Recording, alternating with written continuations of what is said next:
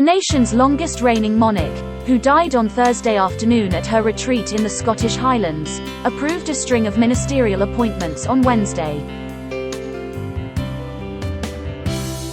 The 96-year-old, who dedicated her life to duty, also sent a message of condolence to Canada following mass stabbings in Saskatchewan in a spree which left 10 people dead.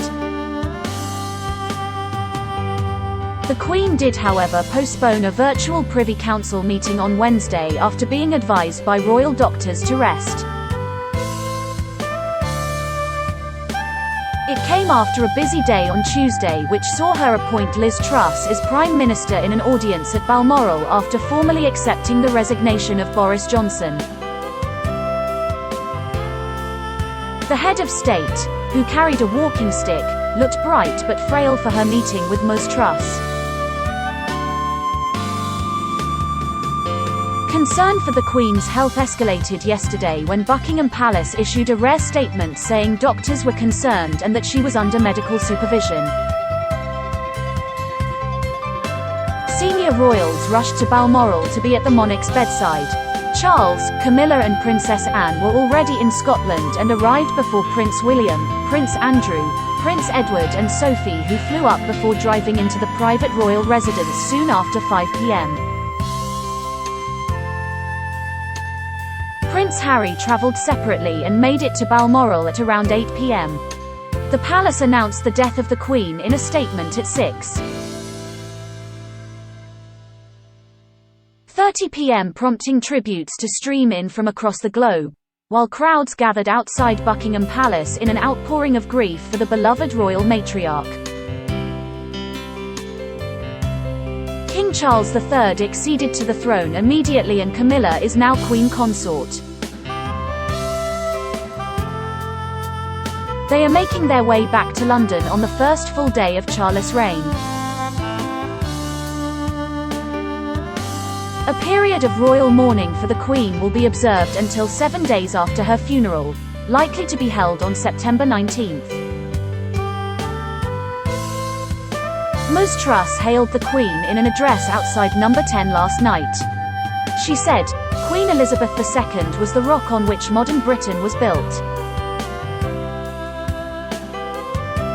Our country has grown and flourished under her reign. Britain is the great country it is today because of her." Labour leader Sir Keir Starmer said, "Above the clashes of politics, she stood not for what the nation fought over, but what it agreed upon." As Britain changed rapidly around her, this dedication became the still point of our turning world. So as our great Elizabethan era comes to an end, we will honour the late Queen's memory by keeping alive the values of public service she embodied. The 6 living former Prime Ministers also paid tribute to the monarch, who saw 15 premiers come and go during her 70-year reign. She received weekly briefings from the Prime Minister of the day and dozens of government documents passed across her desk every week for formal approval. The Queen's dedicated attention to her constitutional functions has been commented upon by many of her prime ministers, and she had deep political knowledge. A figure of stability in national life, the Queen was head of state, the armed forces, the Commonwealth and the Church of England. She was the first British monarch in history to reach her Platinum Jubilee, and died just 3 months after the national celebrations in June. Related articles have your say. Should Liz Truss make a bank holiday to celebrate Queen Piers Morgan fumes at Putin's condolences for Queen stick it King Charles III? What could the era be called now? Queen wouldn't have minded being an actress, says family friend. King Charles and Queen Camilla leave Balmoral as they jet to London.